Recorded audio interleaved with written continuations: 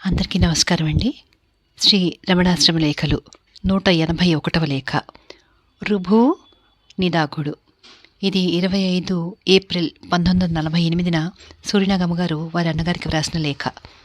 భగవాన్ అష్టావక్ర జనకుల కథ సెలవిస్తుంటే విన్న ఆంధ్రులొకరు ఈ ఉదయం శ్రీవారిని సమీపించి నిన్న భగవాన్ అష్టావక్ర జనకుల సంవాదం సెలవిస్తూ రుపుగీతను గురించి ప్రస్తావించారే, ఆ గీత ఏర్పడిన కారణమేమిటో అన్నారు. అదా, రుభు మహర్షి నిదాగునికి చేసిన తత్వోపదేశమే రుభుగీత అన్నారు భగవాన్. రుభువు నిదాగుని పరీక్షించిన కథ కూడా చిత్రంగా ఉంటుంది కదా అన్నాను. ఆ కథ కూడా భగవాన్ సెలవిస్తే వినాలన్న కుతూహలం కలుగుతోంది అన్నారా భక్తులు. భగవాన్ చిరునవ్వుతో ఈ విధంగా సెలవిచ్చారు. రుభు మహర్షిని ఆశ్రయించుకుని ఎందరో శిష్యులు ఉన్నప్పటికీ శాస్త్రములలో ఆరితేరిన బుద్ధిశాలియు పవిత్ర మానసుడును గురుభక్తి తత్పరుడు అయిన నిదాగుని మీద వారికి అత్యంత వాత్సల్యం ఏర్పడింది. అద్వైత తత్వం అతనికి ఎంతో విశదంగా బోధించారు. అయినప్పటికీ అతని మనసు సంప్రదాయానుసారమైన కర్మకాండ నుండి విడుదల చెందనందువల్ల గురుపదిష్ట మార్గంలో నిలకడ కలగలేదు. అందువల్ల కర్మకాండను అనుసరిస్తూ జన్మస్థానమైన ఒక పట్టణంలో ఉంటూ వచ్చాడు. అలా ఉంటూ ఉన్నప్పటికీ మనసులో మాత్రం గురుభక్తి దినదినాభివృద్ధి చెందుతూనే ఉంది. యద్భావం తద్భవతి అన్నట్లు శిష్యునికి గురుభక్తి ఏ విధంగా అభివృద్ధి చెందుతున్నదో అదేవిధంగా గురువు శిష్యుని యందు గురువుకి వాత్సల్యం వృద్ధిగా వచ్చింది. అందువల్ల కర్మకాండ నుండి ఏమాత్రం విడిపడుతున్నాడో చూద్దామన్న తలంపుతో అప్పుడప్పుడు ఆ రుభువు నిదాఘుని వద్దకు వెళ్ళి వస్తూ ఉండేవారు. ఒక్కొక్కసారి ఆయన మారువేషంలో కూడా వెళ్ళేవారు. అలా మారువేషంతో వెళ్ళిన ఒక సమయంలో నిదాఘుడు రాజ్యభవనం నుండి ఉత్సవంతో బయలుదేరే రాజును చూస్తూ నిలబడి ఉండడం, పల్లెటూరి మోటు ఆసామి వేషంలో వచ్చిన రుభువు చూశారు. నిదాగుడు మాత్రం ఈ మనిషిని చూడలేదు. మోటు వేషంతో ఉన్న ఆ రుభువు నిదాగుని పరీక్షించదలచి, ఇదేమయ్యా ఈ గుంపులు కేకలును అన్నాడు. నిదాగుడు ఆ మనిషిని చూడకుండానే మాట మాత్రం విని, రాజు ఊరేగిందుకు వెళుతున్నాడు అన్నారు. రుభువు, ఓహో, రాజు ఊరేగిందుకు వెళుతున్నారా? ఎవరు రాజు? నిదాగుడు, అదుగో ఏనుగు మీదున్నాడే అతనే రాజు. రుభువు, ఏమిటి, రాజు ఏనుగు మీద ఉన్నాడనే అంటున్నావు? సరే, అయితే నేను రెండింటిని చూస్తున్నాను. ఇందులో రాజెవడు, ఏనుగేది అన్నారు. నిదాగుడు, అదేమయ్యా, నీవు రెండింటిని చూస్తూనే ఉన్నావు కదా, పైన ఉన్నవాడు రాజుని కింద ఉన్నది ఏనుగని తెలీదా? రుభువు, ఏమిటేమిటి, సరిగ్గా చెప్పవయ్యా బాబు. నిదాగుడు, అబ్బబ్బా, నీ వంటి మనిషితో మాట్లాడడమే కష్టం. ఎన్నిసార్లు చెప్పేది? సరిగా విను.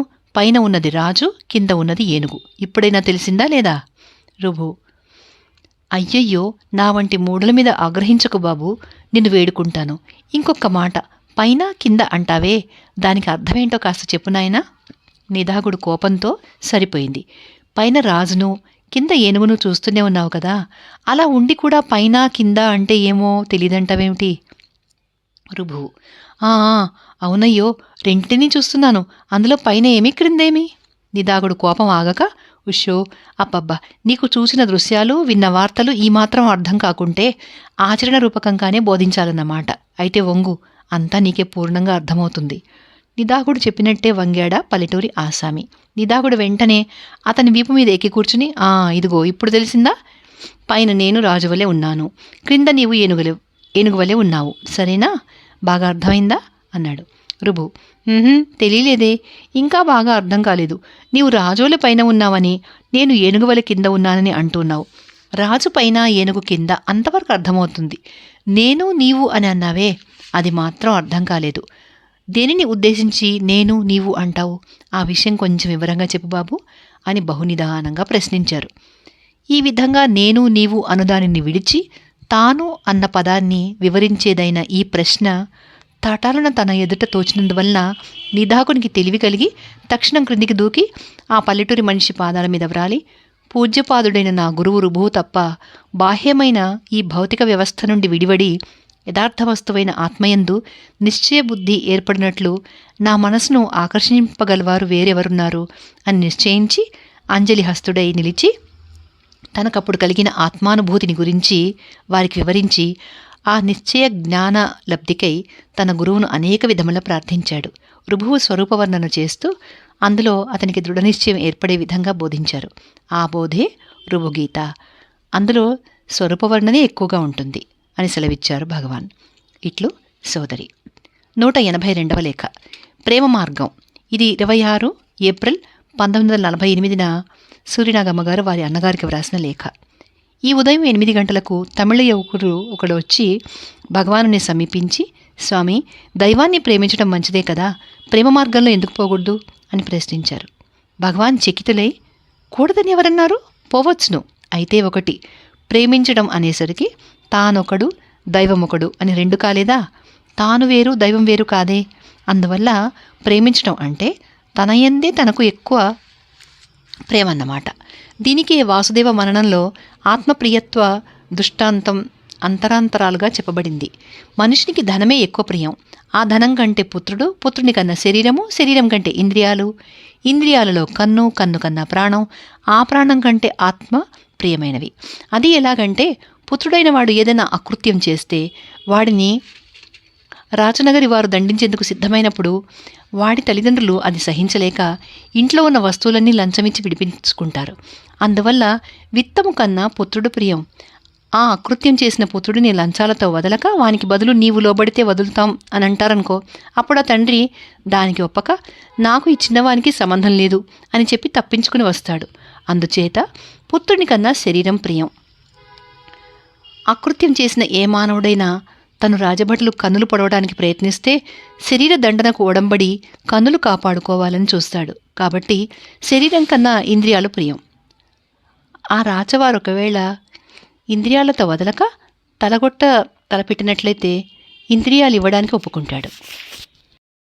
అందుచేత ఇంద్రియాల కన్నా ప్రాణం ప్రియం. ఇదే విధంగా ఆత్మానందంలో అపేక్ష గలవాడు ప్రాణాన్ని విడవడానికి కూడా ఒప్పుకుంటాడు. వానికి ప్రాణం కన్నా ఆత్మప్రియం. అందువల్ల తనను ప్రియరూపమైన ఆత్మగా నెరుగుటయే దైవాన్ని ప్రేమించడం. తాను సుఖంగా ఉండాలని కదా దైవాన్ని ప్రేమించదలచడం. తాను సుఖమాయే, సుఖమే దైవమాయే, ఇక ప్రేమించేదెవరిని? ప్రేమే దైవం అని సెలవిచ్చారు. అందుకే భగవంతుని ప్రేమ మార్గంలో భజించవచ్చునా అని అడుగుతున్నాను స్వామి అన్నారా పుచ్చకులు. ఆహా, అదే కదా చెప్తున్నాను. ప్రేమయే భగవత్ స్వరూపం. నాకిది ప్రియం కాదు, నాకది ప్రేమకరంగా లేదు అంటూ మంచి చెడ్డ అన్ని తోసివేస్తే మిగిలిందేదో అదే తన స్వరూపం. అదే స్వచ్ఛమైన ప్రేమ. ఆ యథార్థ ప్రేమనే భగవంతుడనుకో, ఆత్మ అనుకో, ఏమన్నా అనుకో, అదే భక్తి, అదే జ్ఞానం, అదే అన్నీను అన్నారు భగవాన్. బాహ్యాభ్యంతరములందు తోచే దుర్విషయాల మీద, సద్విషయాల మీద ప్రేమను తోసివేసి ఈశ్వరునే ప్రేమించాలని కదా తామిప్పుడు సెలవిచ్చిన దానికి అర్థం. ఇది ప్రియం కాదు, అది ప్రియం కాదు అని తోసివేయడానికి ముందే బుద్ధి పుడుతుందా? అన్నీ అనుభవిస్తే కదా తోసివేయడానికి అన్నారు ఇంకొకరు. అది నిజమే. అందుకే చెడ్డను తోసివేసేందుకు మంచిని ప్రేమించాలి. కడకు అది అడ్డుగానే తోస్తుంది కనుక ఆ మంచిని తోసివేయాల్సిందే. అయితే ముందు మంచిని ప్రేమించాలి, ప్రేమించి నిరసించాలన్నమాట. అలా అన్నిటినీ తోసివేస్తే ఉండేది తానే. అదే నిజమైన ప్రేమ. ఆ ప్రేమ రహస్యం ఎరిగిన వారికి లోకమంతా ప్రేమమయంగానే తోస్తుంది అని చెప్పి మౌనం వహించారు భగవాన్. ఇట్లు సోదరి. 183వ లేఖ. తెర. ఇది సూర్యనాగమ్మ గారు 28 ఏప్రిల్ 1948 వారి అన్నగారికి వ్రాసిన లేఖ. తెర. నిన్న మధ్యాహ్నం ఒక భక్తుడు భగవానుని సమీపించి, స్వామి, తను తానెరిగిన వారికి జాగ్రత్త, స్వప్న, సుషుప్తులు అనే మూడవస్థలు ఉండవంటారే, నిజమేనా అన్నాడు. భగవాన్ ప్రసన్న దృష్టితో చూస్తూ, ఉండవంటే ఏమని మీ భావం? నాకు స్వప్నం వచ్చింది, నాకు గాఢంగా నిద్రపట్టింది, నాకు మెలకు వచ్చింది అని అంటూ ఉండడం వల్ల ఈ మూడవస్థలలోనూ నీవు ఉన్నట్లు ఒప్పుకోక తప్పదు కదా. అందువల్ల నీవు ఎప్పుడూ ఉన్నావు అనేది స్థిరపడుతూనే ఉంది. ఉన్నట్లే ఉంటే జాగ్రత్తావస్థ వస్తుంది, అది మరుగై స్వప్నం వస్తుంది, అది పోయి సుషుప్తి వస్తుంది. నీవు అప్పుడు ఉన్నావు, ఇప్పుడు ఉన్నావు, ఎప్పుడూ ఉన్నావు. పై మూడవస్థలు వచ్చేవి పోయేవిను. నీవో ఎప్పుడు ఉంటావు. అది ఎలాగంటే సినిమా దృశ్యం వలనే. తెర ఎప్పుడూ ఉంటుంది, రకరకాల బొమ్మలు వస్తాయి పోతాయి, తెరకు ఒక్కటి అంటదు, తెర తెరగానే ఉంటుంది. అదేవిధంగా నీవు నీవుగానే ఉంటావు. అది తెలుసుకుంటే అవస్థలు తెర మీద బొమ్మల వలనే నిన్నేమీ బాధించవు, అంటే నీకు అంటవన్నమాట. సినిమా తెర మీద ఒకప్పుడు అంతులేని అలలతో సముద్రం గోచరిస్తుంది, పోతుంది. మరొకప్పుడు గుప్పున మండుతూ అగ్ని కనిపిస్తుంది, అది పోతుంది. అప్పుడు తెర ఉంది, ఇప్పుడు తెర ఉంది. ఆ తెర నీటి వల్ల తడిసిందా, ఈ అగ్ని వల్ల కాలిందా, ఏదీ దానికంటలేదు. అదేవిధంగా జాగ్రత్త స్వప్న సుషుప్తులలో కలిగే కల్లోలాలేవీ నిన్ను అంటవు, నీవుగానే ఉంటావు అని సెలవిచ్చారు. అయితే మూడవస్థలు ఉన్నా వారికేమీ అంటవన్నమాట, అంతేనా అన్నారా పృచ్ఛకులు. అదే ఇవన్నీ వస్తాయి పోతాయి, వారికెప్పుడూ ఒకటే అవస్థ అన్నారు భగవాన్. అంటే అన్నిటికీ సాక్షి మాత్రంగా ఉంటారనే కదా అర్థం అన్నారా భక్తులు. అదేనండి, దీనికే పంచదశి దశమ ప్రకరణంలో విద్యారణ్యుల వారు నాటక దీపం ఉపమానంగా చెప్పారు. నాటకం ఆడుతూ ఉంటారు, దీపం దానికి సాక్షి. అది రాజ సేవక నర్తకి విభేదంలో హెచ్చుతగ్గులు లేకుండా రంగస్థలంలో నటించే నటుల మీద, ప్రేక్షకుల మీద ఒకే విధంగా ప్రసరించి ప్రకాశింపజేస్తుంది. రంగానికి ముందు దీపం ఉంటుంది, రంగం నడుస్తున్నప్పుడు ఉంటుంది, రంగం ముగిసిన తర్వాతనూ ఉంటుంది. అదేవిధంగా సాక్షి కూడా వృద్ధి క్షయాది వికారాలు లేకుండా అహంకారాన్ని, బుద్ధిని, శబ్దస్పర్శలను, విషయాదులను ప్రకాశింపజేస్తూ ఉంటాడు. సుషుప్త్యాద్యవస్థలలో అహంకారాదులు లేనప్పటికీ ఆ సాక్షి నిర్వికారుడై స్వయంగా ప్రకాశిస్తూనే ఉంటాడు అని తాత్పర్యం. ఏదైనా ఒకటే, తానెవరో తన ఉనికి ఏదో విచారించి తెలుసుకుంటే సందేహాలే ఉండవు అని సెలవిచ్చారు భగవాన్. 184వ లేఖ, కర్త కర్మ. ఇది 29 ఏప్రిల్ 1948న సూరినాగమ్మ గారు వారి అన్నగారికి వ్రాసిన లేఖ. నిన్న రాయలసీమ నుండి వకీలు ఒకరొచ్చారు. వారు ఈ ఉదయం 9 గంటలప్పుడు భగవాన్ సోఫా దగ్గర కూర్చుని, స్వామి, గీతలో కృష్ణ భగవానులు ముందు అంతా కర్మమయమే, నీదేమీ లేదు అని చెప్పి తర్వాత కర్త కర్మ కార్యం అన్నీ నేనే అని అన్నారే. కర్మయే ప్రధానమైతే అది జడం కదా, అంతా కర్తదేనంటే ఆ కర్త అయిన ఈశ్వరుడు మొదట ఈ కర్మను సృష్టించినప్పుడు ఒకరికి ఒక విధంగాను ఇంకొకరికి ఇంకొక విధంగాను ఎందుకు సృష్టించాడు? తర్వాత కర్మానుసారం నడిపిస్తాడంటారే. సరే, అసలు ఈ భేదం ఎందుకు వచ్చింది, ఎలా వచ్చింది? అదే కాక అంతా కర్మకు ఈశ్వరుడికి వదిలితే పురుషకారం ఏముంది? పురుషకారం లేకుంటే జ్ఞానం సంపాదించు అనడం ఎందుకు? ఇదంతా ఏమిటి అని ప్రశ్నించారు. భగవాను సావధానులై, ఈ అడిగేదెవరు, ఈ సందేహం ఎవరికి వచ్చింది, ఎందుకు వచ్చింది, ముందుది విచారించి తెలుసుకోండి అన్నారు. కృష్ణ భగవాన్ అర్జునునికి అలా చెప్పారేమని అడుగుతున్నాను స్వామి అన్నారా భక్తులు. అదేనండి, కృష్ణ భగవాన్ అర్జునుడికి చెప్పారంటే ఏం చెప్పారు? కర్మానుసారం నడిచేది నడుస్తుంది, పైన కర్తను నేనున్నాను, చూసుకుంటాను, నీవెందుకు చింతిస్తావు? ఈ భ్రాతృ వదాధికం నీ శరీరం చేస్తుంది, కానీ నీవు చేయవే. నీవు శరీరమా? కాదు. మరి నీకు ఈ బంధం ఎందుకోయ్, దాన్ని వదలమన్నారు. అంటే నేను చేస్తున్నాను అన్న కర్తృత్వ భావం వదలమన్నారన్నమాట. అదే పురుషకారం. శరీరం నేననే ఆ కర్తృత్వ భావబంధం తెచ్చుకున్నది తానే, విడవలసింది తానే.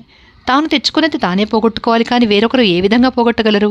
పురుషకారం వల్ల ఆ బంధం తెంపుకుంటే కర్త అయిన ఈశ్వరాజ్ఞ వలన కర్మ దానంతట అది నడుస్తుంది. ఏ ఉపాధి ఏ పని చేయాలో ఆ పని చేస్తుంది, తనకేమి అని చెప్పారు. బంధువద చింతాకులకు కర్తృత్వ భావం వదలమని బోధించారే కానీ యుద్ధం అర్జునుడే చేశాడు. గీతాశ్రవణం వల్ల కర్తను నేను అనే భావం వదిలింది కనుక మొదట బాధించినది అప్పుడు బాధించలేదు. ఆ శరీరంతో ఆ పని జరగవలసి ఉంది, జరిగింది. దుర్యోధనుడు అంతే. ఆయనకు వివేకం లేక కాదు, తాను చేసేది అధర్మమని తెలుసు, కానీ ఏదో ఒక శక్తి ఆ పనికి లాగుకుని పోయేది. ఏం చేస్తాడు? ఆ శరీరంతో ఆ పని అలా కావాల్సి ఉంది, అయింది. ఆ సంగతి మరణ సమయంలో వారే అన్నారట. అందువల్ల ఏదో శక్తి అందరినీ ఆడిస్తున్నది అని తెలుస్తూనే ఉంది. నేను చేస్తున్నాను అనే కర్తృత్వ భావం పోగొట్టుకున్నటే పురుషకారం. అన్ని సాధనలు అందుకే అని సెలవిచ్చారు భగవాన్. అది సరే, ఈ కర్మకు అవధి సెలవిస్తున్నారే కానీ అది ఏమో ఎవరు చెప్పలేదే అన్నారు ఇంకొకరు. అదే, నీకు ఇది ఎలా వచ్చింది అంటే కర్మ వల్ల వచ్చింది, నీవెలా పుట్టావు, కర్మ వల్ల పుట్టావు, ఇంతవరకే జవాబు. కానీ ఆ కర్మ ఎలా పుట్టింది అంటే అది ప్రశ్నించరాదు అన్నారు. దీనికే బీజాంకుర న్యాయం చెప్పారు. చెట్టు నుండి విత్తు పుట్టింది, మళ్ళీ విత్తు నుండి చెట్టు పుట్టింది, అసలు ఆ విత్తుకు మొదలేది అని ప్రశ్నించరాదట. ఎందువల్ల ప్రశ్నించరాదు అంటే అదంతే, దానికేం చెప్పగలం? నేను అందుకే నీవు ఎలా పుట్టింది, ఎక్కడ పుట్టింది తెలుసుకో ముందు అంటాను అని చెప్పారు భగవాన్. గీతలో ఈశ్వర సర్వభూతానాం హృదయేసి అర్జున తిష్టతి భ్రామయన్ సర్వభూతాని యంత్రారూఢాని మాయయా అన్నారు కదా. ఇక వీరి యత్నమేమున్నది అన్నారా పృచ్ఛకులు. అది నిజమే గాని ఈశ్వర సర్వభూతానాం అని చెప్పిన వెంటనే తమేవ శరణం గచ్చ సర్వభావేన భారత తత్ప్రసాదాత్ పరాం శాంతిం స్థానం ప్రాప్స్యసి శాశ్వతం అని చెప్పారే.